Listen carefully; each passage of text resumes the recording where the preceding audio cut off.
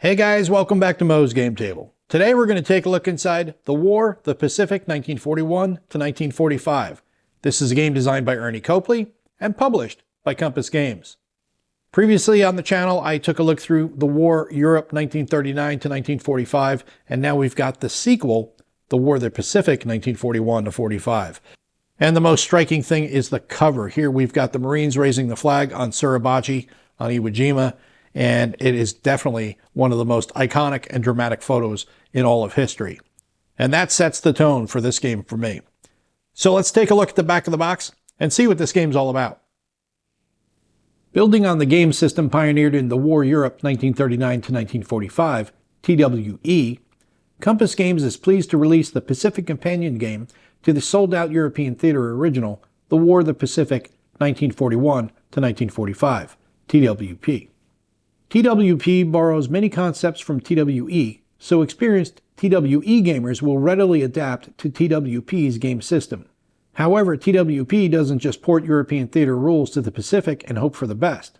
The game features sophisticated carrier warfare rules that capture the unique features of the Allied naval struggle against Japan. Further, TWP isn't just a naval strategy contest. Unlike some World War II strategy games, Nationalist China plays an active role in TWP, and a player's diplomatic strategy in China may be just as important as his military strategy. As in TWE, there are numerous optional rules and variants. From the Doolittle Raid to Japanese fleet suicide missions, scenarios include Changsha, Nationalist China versus Japan, Fall of 1939, Guadalcanal, Coral Sea, Midway, the Eastern Solomons, Leyte, Okinawa, 1941 to 1945 Pacific War Campaign, 1942 to 1943 Turning Point, and the War Global, combining TWP and TWE into one monster campaign game. Also, as in TWE, TWP offers a rich array of what-ifs. What if FDR had tired of Chiang Kai-shek's passivity versus Japan and had him assassinated? What if Stalin had pressured Mao to do some real fighting against the Japanese? What if the Allies had been on full alert at Pearl Harbor? What if Singapore had been a real fortress rather than a paper one? What if Japan had caught the U.S. carriers in port when they attacked Pearl Harbor? What if the U.S. had gotten the atomic bomb earlier than they did in real life? What if Japan had subverted India diplomatically? What if Japan had developed jet fighters or synthetic fuel plants? Playing times range from less than an hour for the smallest scenarios up to 30+ hours for the full campaign. For those who want to run the full Europe-Pacific campaign, joining both games together, you'll need about 70 hours to recreate all of World War II. And you can see an example of the map and the counters at the top. The contents of the game, you get 2 map sheets, 10 sheets of 5/8" counters, 1,650 pieces, 120-page rulebook, 35 pages of displays and player aid cards, 40-page book of scenarios, 32-page book of examples and designer's notes, 40-page book of charts, tables, and worksheets, 106 variant playing cards, and 2 dice. It is rated as an 8 out of 10 on the complexity scale. Time scale is 3 months per turn. Map scale is 100 miles per hex. Unit scale, fleets, task forces, divisions, corps, army, and air wings. It is for 2 to 4 players. It has good solitaire suitability. And the average playtime is 1 to 30+ hours. It is recommended for ages 14 and up. So let's take a look inside and see what we get. All right, we get our 2 decks of cards, all shrink wrapped for you. D10 and a D6. Our charts and tables, rule books, all shrink wrapped. Player aid cards.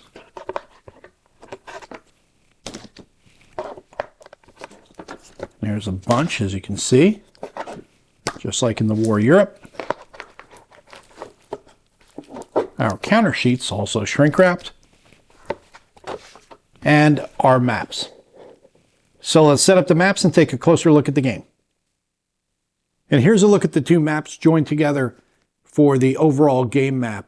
And you're not going to see the entire thing. I can't fit it all onto the screen, so I'm going to describe a couple of the areas that are off screen.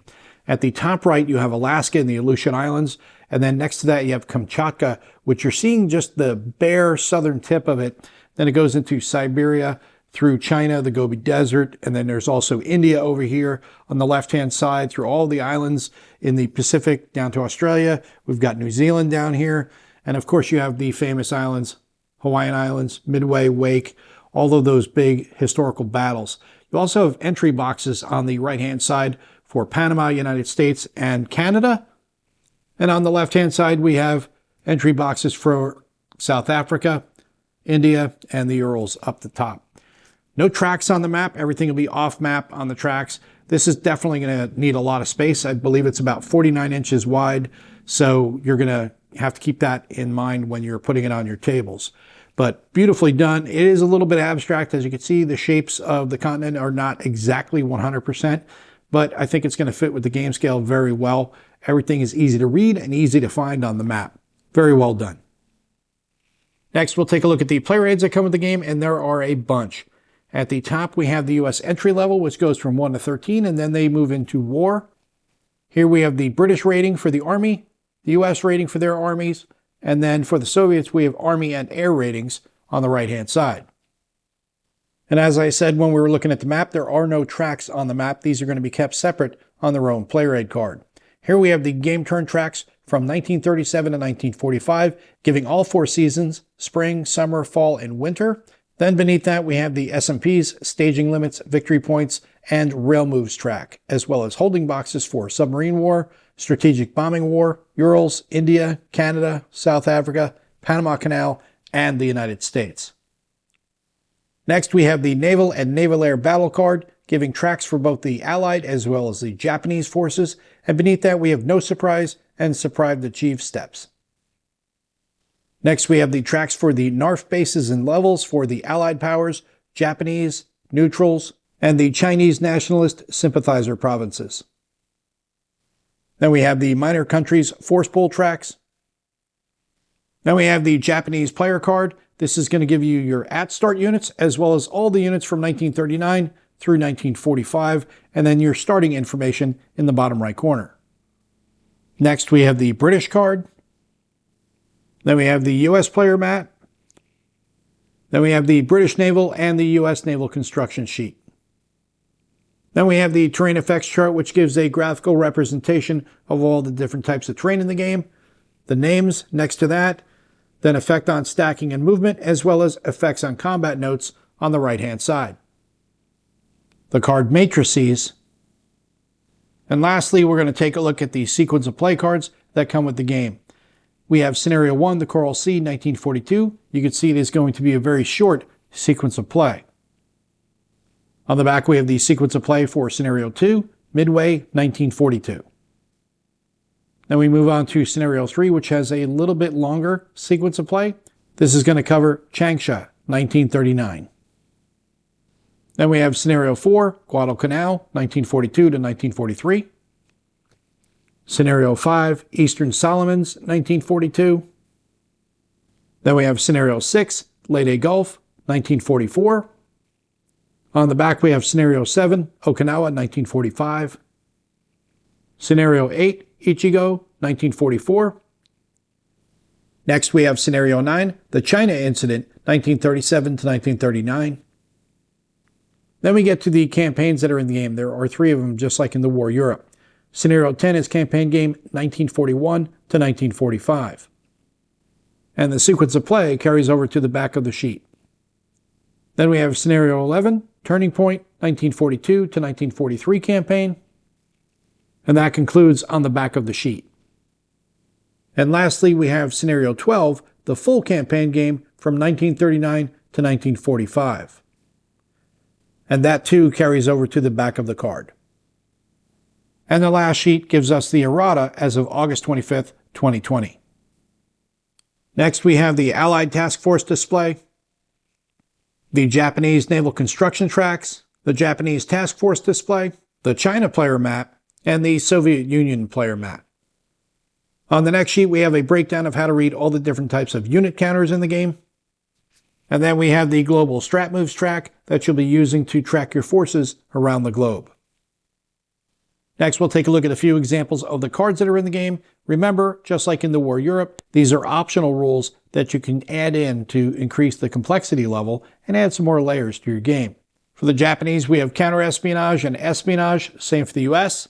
And then we have anti-submarine warfare and submarines on the right-hand side for both the Japanese and the United States.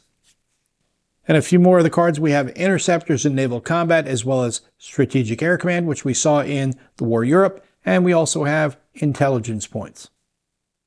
And we'll take a look at the counter sheets that come with the game. There are 10 of them. On the first sheet, we have the British forces, as well as some administrative counters, followed by Soviet forces on the second sheet, Chinese forces and administrative counters on the third sheet, Japanese forces, which continue on to the next sheet, and finish on sheet number 6. We also have 6 French pop markers and 10 German pop markers at the bottom of the sheet. Then we get to U.S. forces on sheet number 7, which carries over to sheet number 8, and finishes on sheet number 9, along with some minor country counters at the bottom. And on the 10th and final counter sheet, we have the balance of the administrative counters. One word of caution: when you take these counter sheets out of that bag, be mindful of where you're at, because these counters will fall out in strips. That's why they're shrink wrapped, because the die cuts are really good and these will fall out very easily. Next, we'll take a look at the rules. This is a 120-page full color rulebook. The inside of the front cover has the index, and that goes on for a few pages. One thing I want to note, if you're not familiar with the war system, you're going to notice along the left-hand side of each of the different sections, you're going to have color coding. That's going to make it easier for you to find any of the sections that you're looking for. For example, Introduction to the War is green. Follow along the index here for a couple pages, and then we get to the first section, which is Introduction to the War. And you notice at the top left and top right of each page, you have a green color coding. This makes it easier for you to follow along when you want to get to each of the different sections. You can just look at not only the page number, but you can look at the color coding. When you get to that color code, you're in the section you want to go and read from. Then we have number of players definitions that are going to be explained to you, used throughout the rulebook.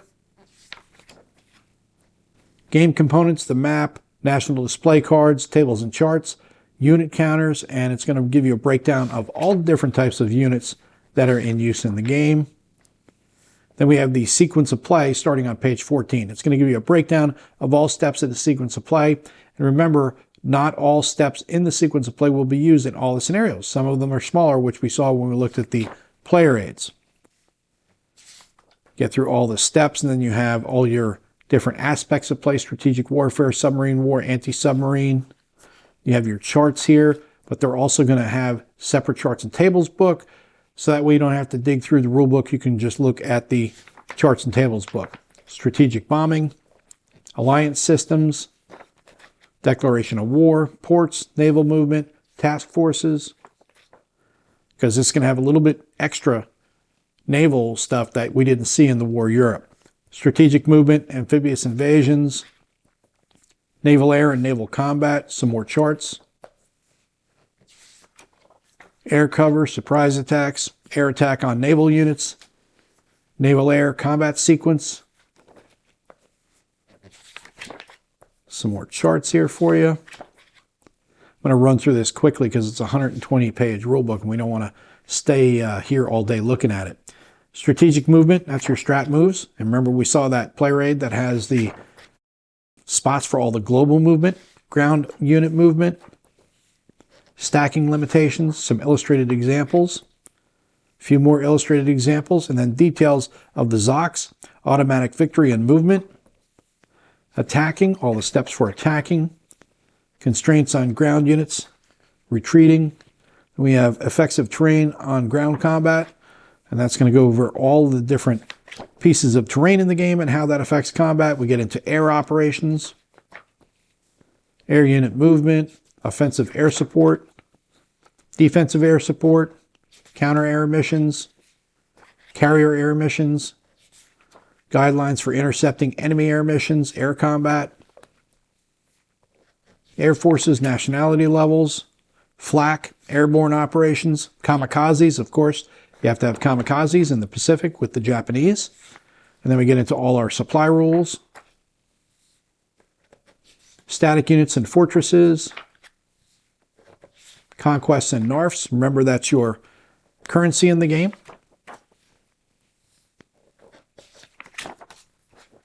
Placing newly built units, diplomacy and espionage, how to go with your influence, so you can influence different countries to join your side. Loyalty statuses of colonies, special case Japanese-Soviet relations, British surrender role, prestige in Asia, national rules for nationalist China, national rules for Japan, the Soviet Union national rules, national rules for the United States. These pages are kind of sticking together a little bit. Minor countries, colonies, and occupied areas. And I'm just going to flip through these because these are kind of sticking a little bit at the end as I'm pulling through. Partisans, Japan. We have Japan and the U.S. oil embargo. Then we have weather. Weather on the Siberian front, India, Southeast Asian front monsoons. Victory conditions. And then we get to variants. And there are some Japanese variants here that are for use in the game. Allied variants. Soviet variants, U.S. variants, and nationalist Chinese variants. Then we have additional optional rules like force march, magic system, pilot and aircrew training, submarine and ASW cards, strategic bombing and interceptor cards, espionage and counter-espionage cards. Remember, we looked at those cards. These are the optional rules for those. Simplified diplomacy and espionage, fleet suicide missions, air missions. Went past a couple pages here. Simplified setup and victory conditions for the Pacific War only, dummy units, Japanese supply radius, and then we get to the counter manifests, and then we are at the back of the rulebook. Now we'll take a look at the scenarios. This is a 39-page full-color book. Inside of the front cover, we have the table of contents listing out all the different scenarios and their associated page numbers. Start off with Scenario 1, the Coral Sea, 1942. These will give you all the setup information that you need for each of the scenarios, and then you will follow that scenario's sequence of play, because remember, they are all going to vary in size, which we already looked at. Scenario 2, Midway, 1942. Scenario 3, First Changsha, 1939. Scenario 4, Guadalcanal, 42 to 43. 5, Eastern Solomons, 1942. Leyte Gulf, 1944, Scenario 6. Then we get to Scenario 7, Okinawa, 1945. Ichigo, 1944, is Scenario 8. Scenario 9 is the China Incident, 1937 to 39. And Scenario 10, Campaign Game from 1941 to 45. And that's going to have more information because it's going to be a much bigger game. It's now in the campaign games.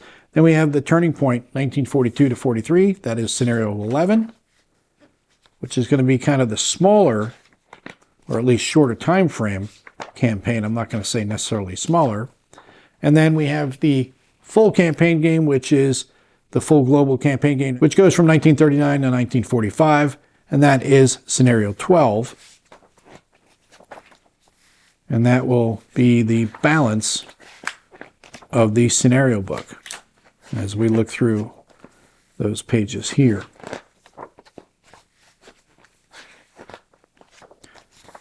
And then we have a really cool layout picture there. And then we're at the back of the scenario book.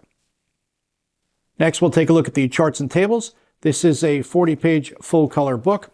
Inside of the front cover, we have the table of contents, giving you all the different charts and tables based on their subject that you can use in the game. And this is going to be pretty simple. We're just going to flip through them because we already saw these when we looked through the rule book, but you can see all of the charts and tables are right here in the book, and any text that is needed to explain it is also here as well. So you don't have to go digging through the rule book. You can just very easily run through this book and pull up the charts and tables that you need.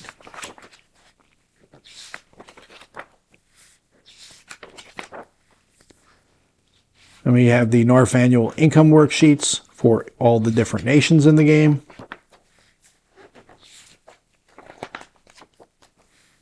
Then we have the diplomatic record sheets for all the different nations.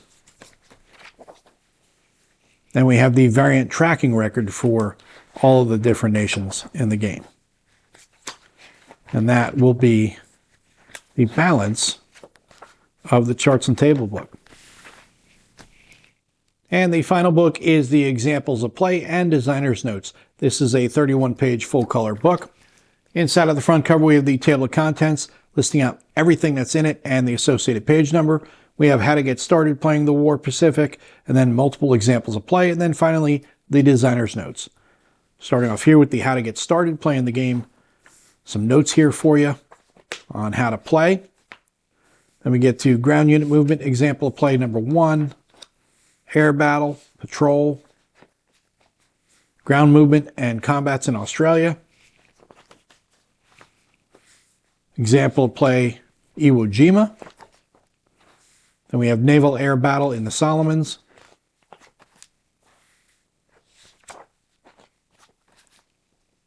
And remember, we looked at those charts before when we were looking at the player aid cards. This is going to explain to you how those are used, or show you, I should say. And then we get to the designer's notes for the War Pacific and the War Global. Remember, you can now play the War Global if you want to take Europe and the Pacific and put it together. If you've got the time and space, the space is going to be pretty decent, and the time is going to be more than decent, about 70 hours, if you remember from the back of the box. Then we have the Pearl Harbor problem, and then we have talk about TW Global, as well as the conclusion from Ernie Copley, the designer, and we are at the back of the book. And that is a look at everything you get inside of The War, the Pacific, 1941 to 45. This is a game designed by Ernie Copley and published by Compass Games. Once again, Compass does a fantastic job. They did an amazing job with the War Europe. Now they've done an equally amazing job here with the War Pacific. Best part about this is if you played the War Europe, you can more easily learn the War Pacific. You'll just have to learn some of the new rules in here and obviously get a feel for all the different factions. The even better part is you can join now together the War Europe and the War Pacific to create the War Global. And at Compass Expo last year, that's what Ernie was planning on doing. Unfortunately, he was not able to make it, so that will have to wait till maybe CSW Expo or Compass Expo later this year. But definitely looking forward to seeing this one on a table played in global format, because it's going to be a great team game. A lot of people can be involved in it, and it's going to be a lot of fun. But remember, roughly say about 70 hours on the back of the box to do that. But it'll be 70 hours well spent, I think. So looking forward to seeing the War Global in action, as well as seeing the Pacific in action on my table. Well, I hope that helps you guys out if you'd be curious about this one. If you have any comments or questions, post them down below. Thanks for tuning in, guys. See you next time.